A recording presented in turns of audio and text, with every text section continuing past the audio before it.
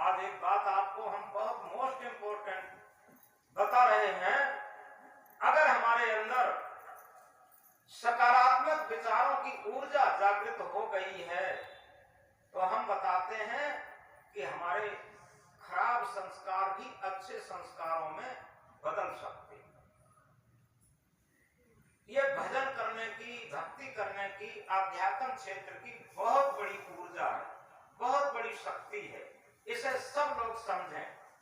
ऐसा नहीं है इसमें बहुत कठिन बात है, कठिन बात कुछ नहीं है, लेकिन हमारे मन के अहंकार को गलाने की बात है, बस बात खत्म। केवल मन को मन रहने दें, लेकिन मन को हम अहंकार का स्रोत बना लेते हैं, अहंकार की गठरी बना लेते हैं। जब हमारा मन अहंकार युक्त हो जाता है तो ये मन हमारे नरक का कारण बनता है, बंधन का कारण बनता है, कुसंस्कारों का कारण बनता है, नकारात्मक विचारों का केंद्र बन जाता है। जब हमारे मन में अहंकार जागृत रहता और जब हमारा मन अहंकार रहित रहता, निर्मल मन रहता, पवित्र मन रहता, सेवा भाव, भक्ति भाव से युक्त मन रहता, तो ये से कहते हैं सकारात्मक विचारों की ऊर्जा से भरा हुआ मन। ये बहुत ऊंची चीज है। जीवन में हमारे पास भले ही धन कम हो, मकान कम हो, सोना चांदी कम हो, लोग हमें मान सम्मान कम देते हो, कोई बात नहीं, लेकिन हम दुनिया की सबसे बड़ी संपत्ति सकारात्मक विचारों की ऊर्जा से हमारा मन भरा हुआ हो, ये बहुत ऊंची संपत्ति है। एक उदाहरण से समझेंगे। एक बार एक संत, उनका एक छोटा सा कस्बा था, उसमें एक भक्त ने निमंत्रण किया और निमंत्रण ऐसा था, कोई उसने छोटा मोटा सत्संग किया था और उसमें अपना भंडारा किया। तो उसने गुरुजी को बुलाया, तो गुरुजी थोड़ी देर बैठे, जलपान किया और इसके बाद वहां कुछ लोग बैठे थे तो पूछा कितने लोगों का निमंत्रण है, तो बताया कम से कम 1,500 लोगों का निमंत्रण है, सभी लोग आएंगे। तो उन्होंने पूछा इनका एक भाई था, वो नहीं दिखाई देता, उसके परिवार का कोई बाल बच्चा तक नहीं दिखाई दिया।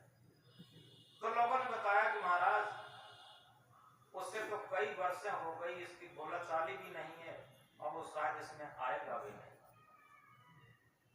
तो महात्मा ने उन्हें बुलाया, जिनका निमंत्रण था, जिस भक्त ने उन्हें भी बुलाया था, कहा तुम्हारा भाई शामिल नहीं है? कि अरे महाराज, अरे गुरुजी वो कहाँ शामिल है, वो तो बात कोई मानता नहीं, इसलिए 16 साल से बिल्कुल बोलाचाली बंद है और वो नहीं आएगा।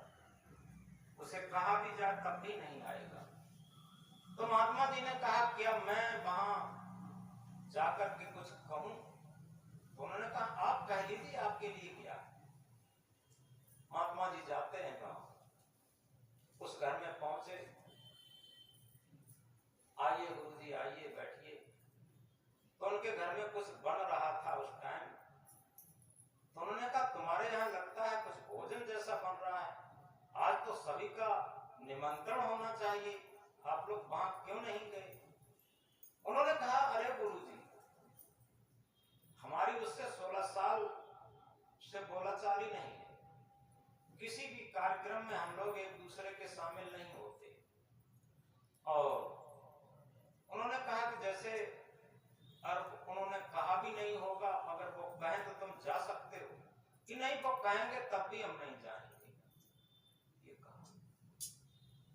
महात्मा जी थोड़ी देर चुपचाप बैठे रहे। उन्होंने कहा एक बात बताओ भाई, तुम्हारे घर में कोई 16 साल पुराना कैलेंडर है?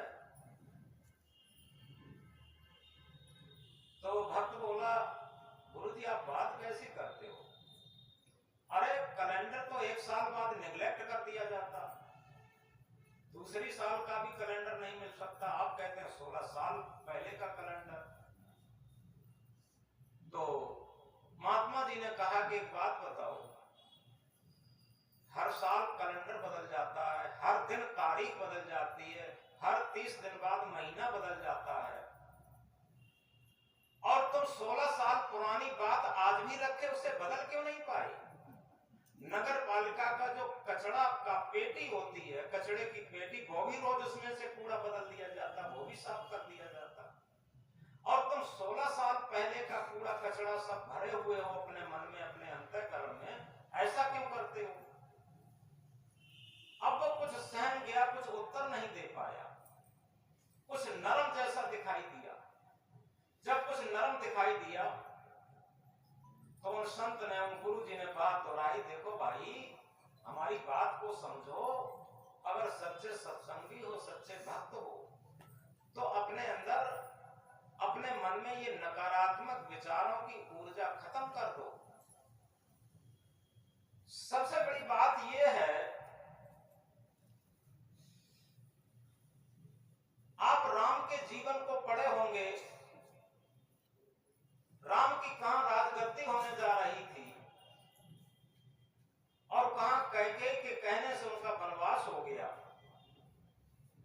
और जब वनवास हो गया, राम कतई भी नाराज नहीं हुए, रोए गिड़गिड़ाए नहीं, और जब वो जाने को तैयार हुए तो सबसे पहले कहां गए? कैकेयी माता के चरण स्पर्श करने के लिए और उनका आशीर्वाद लेने। वो अपनी मां कौशल्या के पास नहीं गए, वो सबसे पहले कैकेयी माता के पास गए, जिन्होंने 14 वर्ष का वनवास दिलवाया था, उसके पास गए, और इसके बाद राजगद्दी और वनवास में कोई अंतर न समझ करके वो बड़ी खुशी से चले गए। दूसरी बात यह थी कि कैकेयी ने यह चाहा था कि ये राम हमारे भरत बेटा की राजगद्दी के लिए कांटा है, इन्हें 14 वर्ष का वनवास दे देंगे और इसी बीच भरत को राजगद्दी मिल जाएगी। तो जब भरत ननिहाल से आए तब बात को समझा, तो उन्होंने किसी तरीके से गद्दी नहीं ली, और इसके बाद जब जंगल में राम से मिलने के लिए गए, तो देखो यहां पर भी नकारात्मक और सकारात्मक विचारों की लड़ाई देखिए। जब भरत के साथ कुछ वहां अयोध्या नगरी के लोग भी थे, परिवार के भी कुछ लोग थे, और कुछ सेना के भी लोग थे, काफी लोग थे, तो लक्ष्मण के